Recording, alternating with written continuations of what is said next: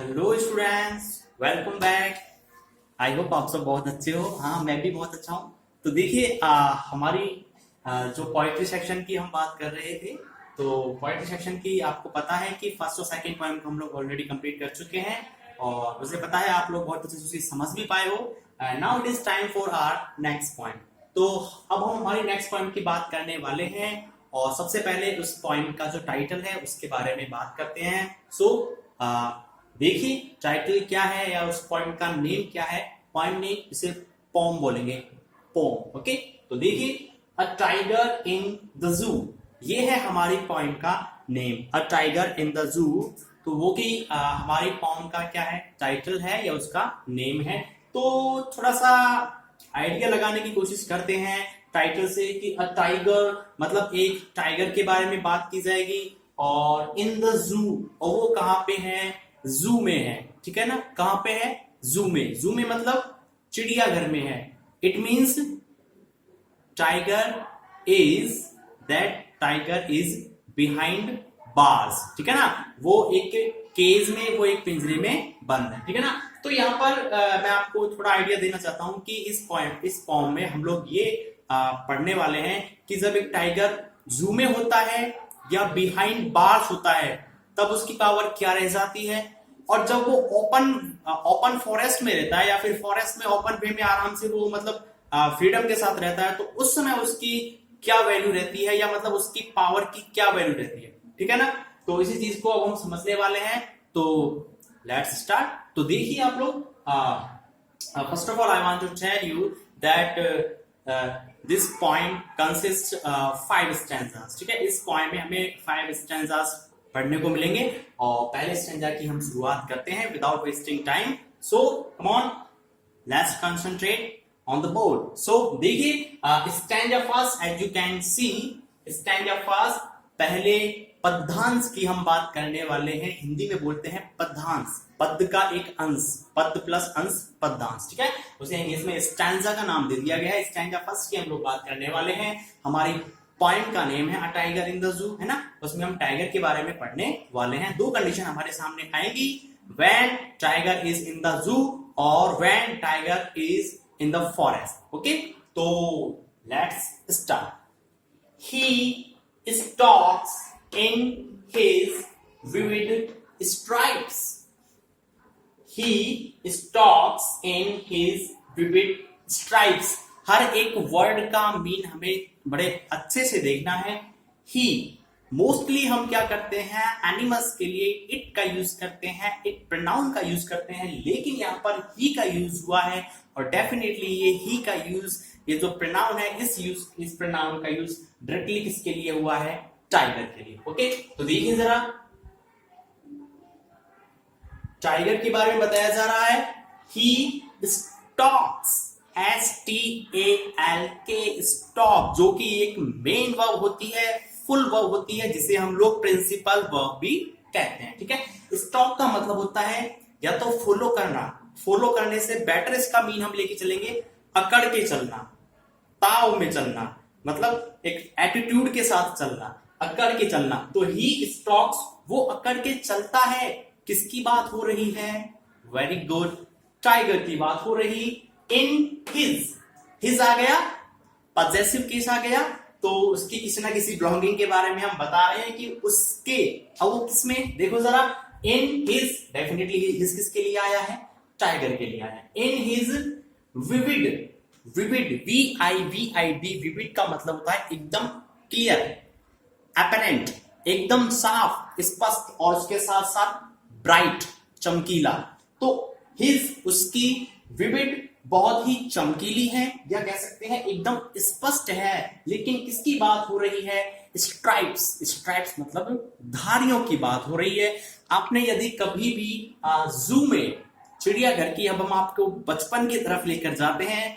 Now we are going back in our childhood. तो जब हम बचपन में, हम छोटे बच्चे होते हैं, तो हमें बड़ा क्रेज होता है कि हमें जू में जाना है। और जब हम जू में जाते हैं और जब हम किसी भी लायन को, किसी भी टाइगर को देखते हैं, तो वहां एक अलग सा माहौल होता है। ठीक है ना। तो आई होप आप लोगों ने टाइगर को लाइव देखा हुआ होगा। नॉर्मली तो नहीं, लेकिन जू में जरूर देखा हुआ होगा, बिहाइंड द बार्स।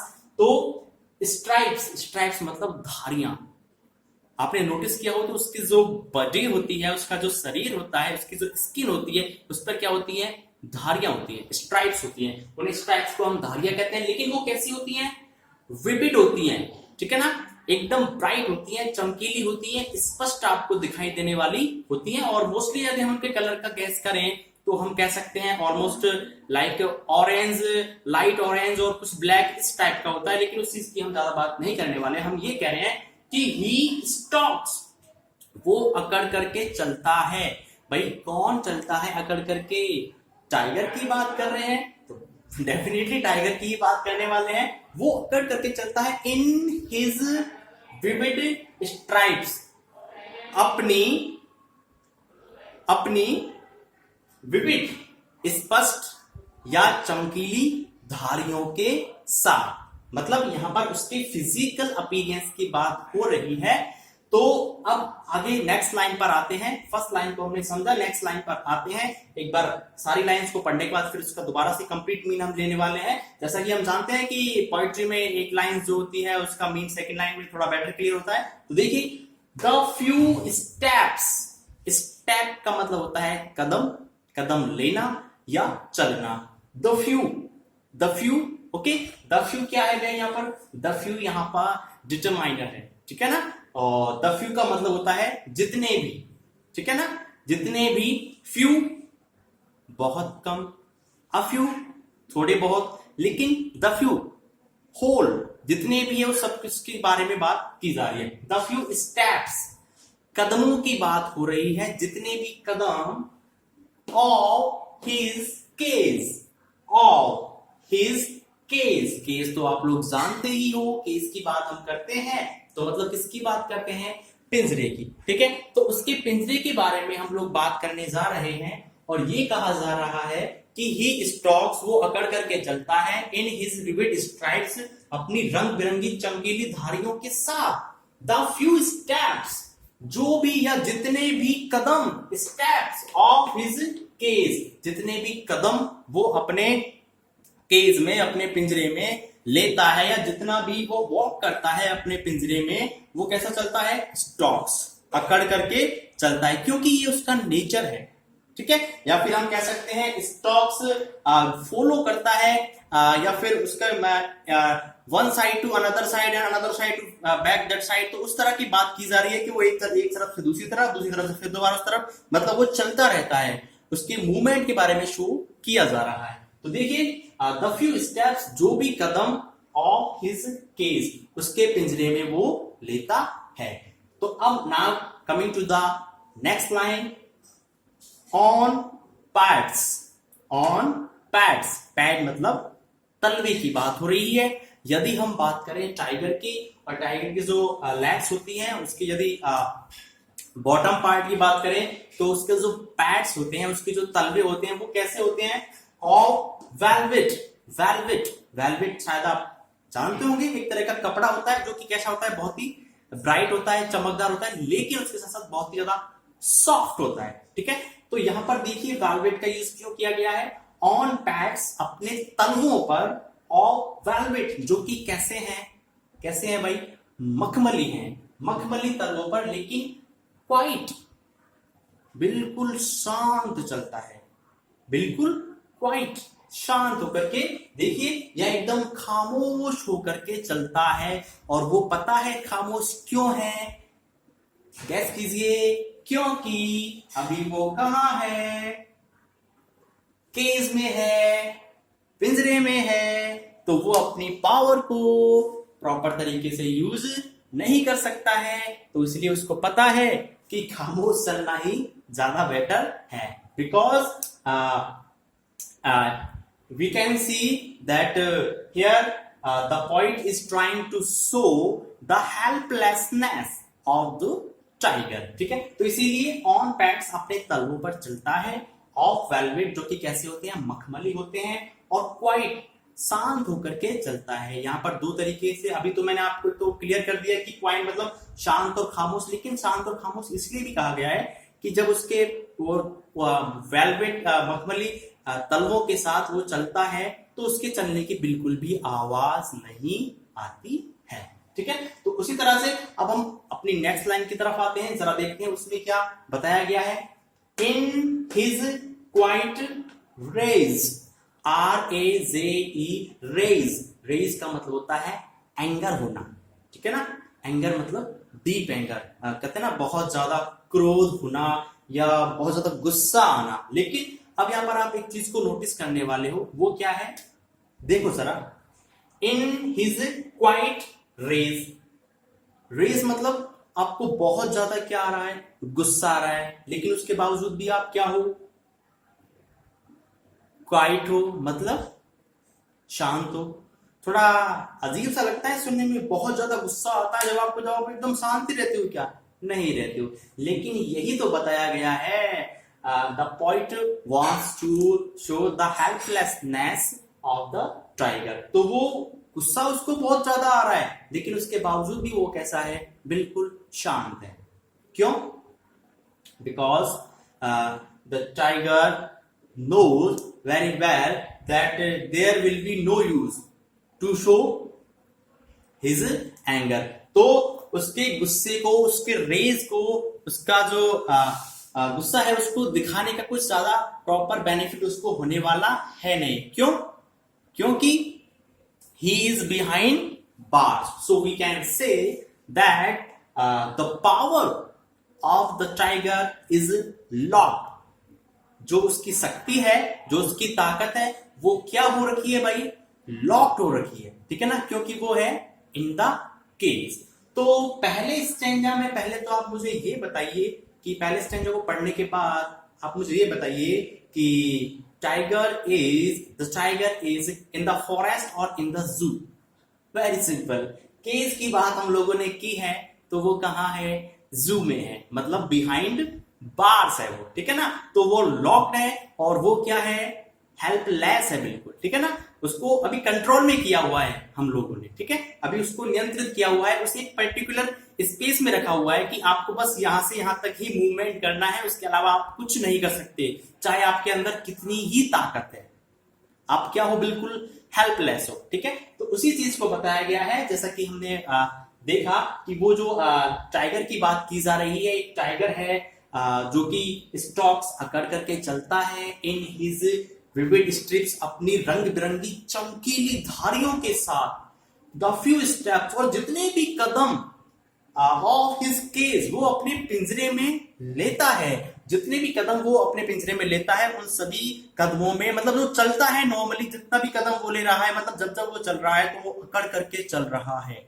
ठीक है। स्टॉक्स का मतलब यहाँ पर अकड़ करके, और विविड स्ट्राइप्स मतलब रंग बिरंगी धारियां। ऑन पैड्स, तलवों की बात हो रही है। ऑफ वेलवेट, कैसे हैं, मखमली है, तो इसलिए उसके चलने की भी आवाज नहीं आ रही है, वह अपने शांत कदम ले रहा है। Okay, the tiger is taking his silent steps, शांत होकर के वो चल रहा है।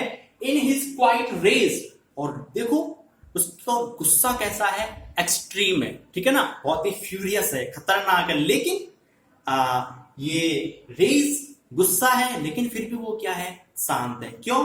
क्योंकि उसे पता है कि ये सही समय नहीं है, या यहां पर उसको अपने गुस्सा दिखाने का कोई प्रॉपर बेनिफिट नहीं होने वाला है, because the tiger is behind bars. तो आई होप आप लोगों को हमारा फर्स्ट स्टैंजा बिल्कुल क्लियर हो गया है।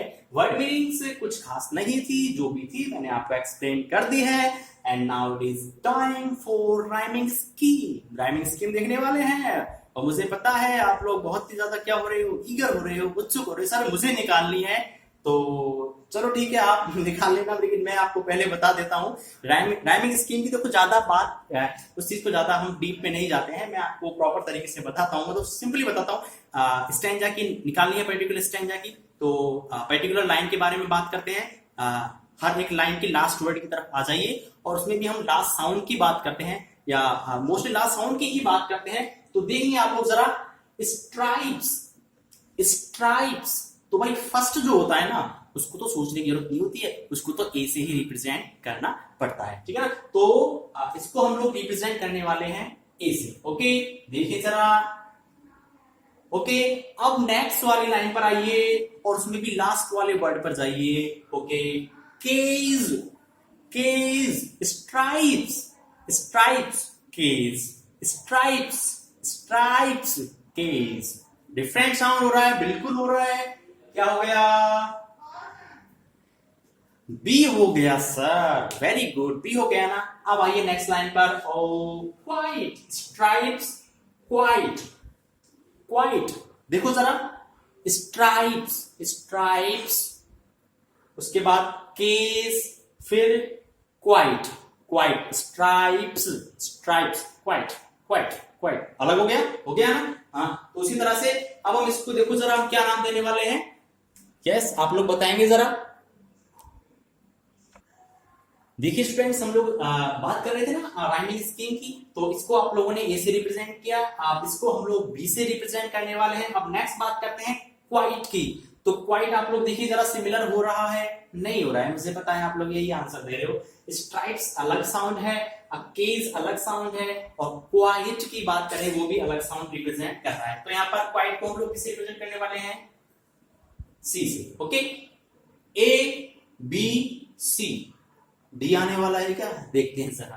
देखो, in his quiet rage, rage, cage, rage, cage. अरे सर, ये तो सिमिलर हो रहा है, हो रहा है ना? हाँ, तो बस सिमिलर हो रहा है, तो देखिए किसको ये फॉलो कर रहा है? तो ये फॉलो कर रहा है बी को, तो इसको आप रिप्रेजेंट करोगे बी से। ओके, तो अब जरा राइमिंग स्कीम देखिए स्टैंजा की।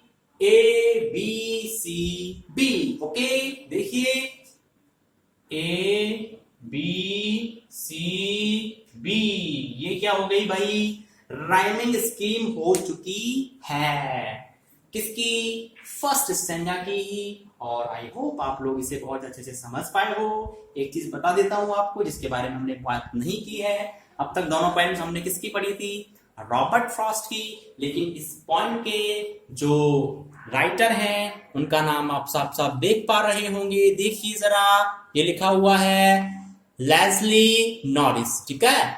LESLINORRIES, Leslie Norris. देखिए यहाँ पर ये कौन है? हमारे पॉइंट, ठीक है? तो पूछा जा सकता है कभी कभार नाम, तो नाम को याद रखना भी जरूरी है। तो फर्स्ट स्टैंजा की हम लोगों ने बात की। अब हम बात करने वाले हैं हमारे सेकंड स्टैंजा की। तो देखेंगे जरा सेकंड स्टैंजा में क्या बताया गया है हमारे लिए। तो मैं आप लोगों से कह रहा था हम लोग अब सेकंड स्टैंजा की बात करने वाले हैं। तो देखिए सेकंड स्टैंजा की तरफ देखते हैं। सेकंड स्टैंजा में देखते हैं कि जिस टाइगर की हम बात कर रहे हैं वो इन द जू है या इन द फॉरेस्ट है, मतलब वो लॉक्ड है या अनलॉक्ड है ना? कह सकते हैं कि ही इज स्लेव और ही इज फ्री, ठीक है ना? तो इसी चीज को हमें देखना है। तो लेट्स स्टार्ट स्टैंजा सेकंड की हम लोग बात करने वाले हैं।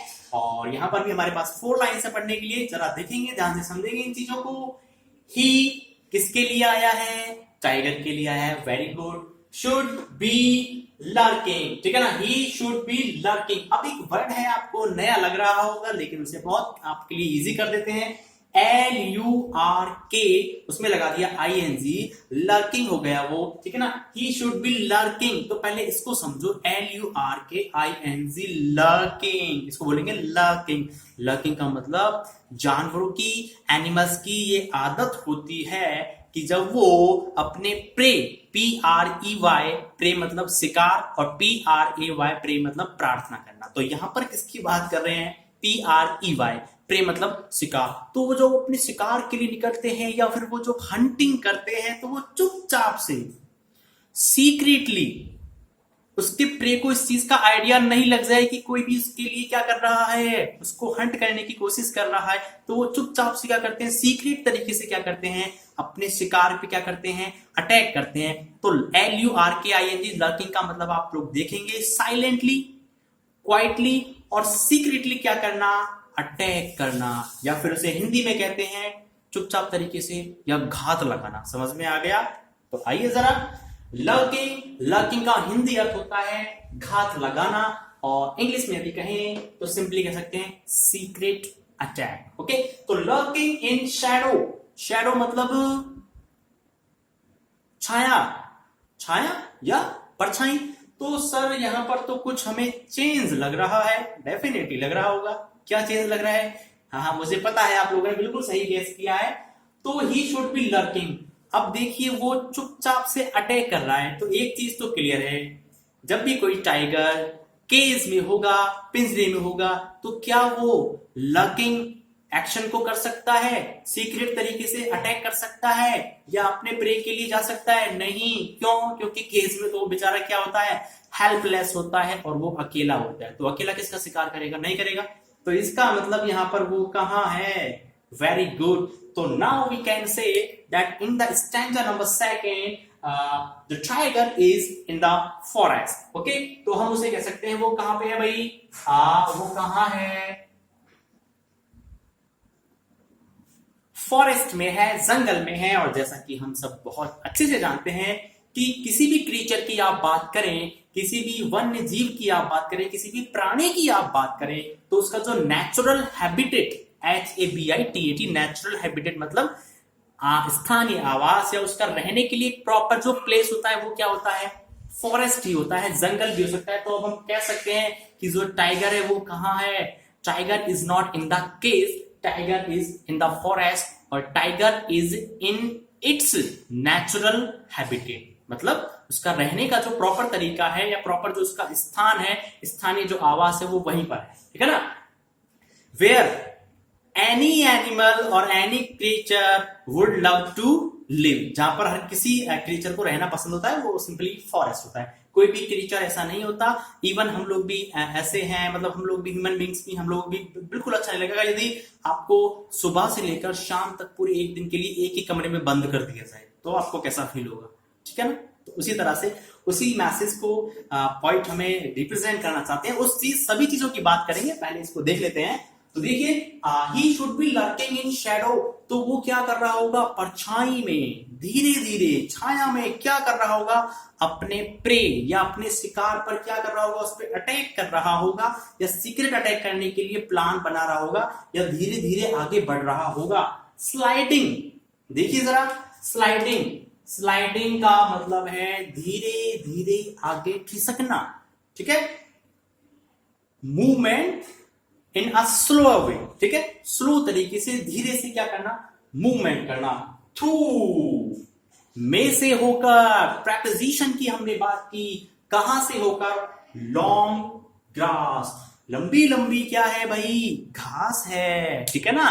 या बुशेस की बात हो रही है, ग्रास का मतलब फॉरेस्ट्री की बात हम लोग कर रहे हैं, ग्रीनरी की हम लोग बात कर रहे हैं। तो वो अब वो बिल्कुल भी केज में तो है ही नहीं, वो कहां पे है? वो बिल्कुल सर, हाँ, कहां पे है? फॉरेस्ट में है।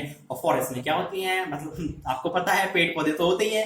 तो बुशेस की बात कर रहे हैं या हम ग्रास की बात कर रहे हैं, लंबी लंबी घास में से होकर के चुपचाप से स्लाइडिंग, देखें जरा, धीरे धीरे खिसक रहा होगा। थ्रू में से होकर, किस में से होकर? लंबी लंबी घास में से होकर, जिससे कि उसके प्रे को, जिसका वो शिकार करने वाला है, उसको पता नहीं चल जाए, क्योंकि यदि उसको पता चल जाएगा तो वो वहां से भाग जाएगा। अच्छा, एक बात मैं आपसे बात करता हूं, टाइगर की हम बात करते हैं तो उनके लिए उनका जो फेवरेट प्रे होता है, क्या आप मुझे बता सकते हो? उनका मनपसंद शिकार क्या होता है? हिरण होता है, ठीक है? उस चीज की भी आगे बात करने वाले। देखो जरा, नियर, पास में, भाई किसके पास में? Near the water hole, water hole, hole का मतलब यहां पर हम लेंगे एक गड्ढा, ठीक है? और वाटर मतलब पानी, आप सब जानते हो, वाटर मीन्स पानी। तो एक ऐसा गड्ढा जहां पर क्या भरा हुआ है?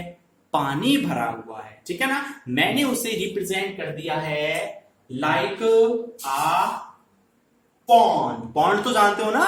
अरे तालाब होते हैं, गांवों में तो होते ही हैं, शहरों में तो बहुत कम होते हैं, लेकिन गांवों में होते हैं। और तालाब तो हम लोग जानते हैं, पॉन्ड, तो एक तालाब की तरह, ठीक है ना? तो देखते हैं, पहले अगली वाली लाइन को और क्लिक कर लीजिए। नियर के पास, द वाटर होल, उस वाटर होल के पास, जिसको मैंने रिप्रेजेंट किया है एक तालाब के रूप में, ठीक है ना? Water hole like a pond, where, जहां पे क्या होता है भाई? वहां पर कुछ ना कुछ तो होता है, तभी तो बताया गया है वेयर, जहां पे क्या हो रहा है? प्लम्प, प्लम्प, PLUMP, प्लम्प एक नया वर्ड आपको लग सकता है, लेकिन आपको चिंता करने की बिल्कुल जरूरत नहीं है। प्लम्प क्या है, यहाँ पर एक एडजेक्टिव है। एडजेक्टिव क्या होता है, जो संज्ञा सर्वनाम की क्या बताता है, विशेषता बताता है। तो पहले आप ये जान लीजिए, प्लम्प का मतलब होता है अच्छा खासा, हट्टा कट्टा या मोटा ताजा, ठीक है ना। तो प्लम्प मतलब मोटे ताजे, मोटे ताजे। अब प्लम्प का मतलब, अब यदि इसका सिनोनिम्स हम देखें तो इसे हम फ्लैसी भी कह सकते हैं, FLESS मतलब मांस, और फ्लैसी मतलब अच्छे खासे मांस वाला, या फैटी, फैटी मतलब अच्छा मतलब मोटा ताजा। तो वेयर जहां से होकर के प्लम्प